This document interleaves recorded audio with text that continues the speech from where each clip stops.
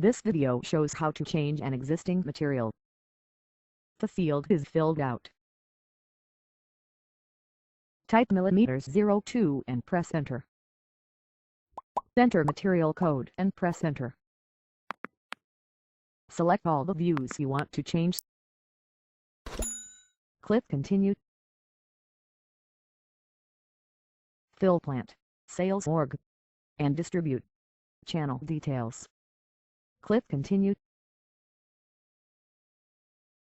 Gross weight. Now carry out the required changes in the fields. For example, in this case we will make changes in gross weight and material name.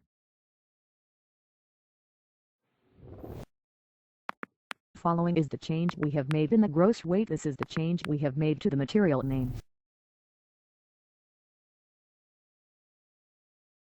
Now click on Sales Org. One tagged for carrying out changes in its fields.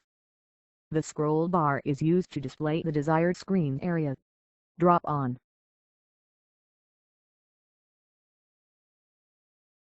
Here we are going to make changes in minimum order quantity and minimum deliverable quantity fields. Following is the change in minimum deliverable quantity. This is the change we made in minimum order quantity.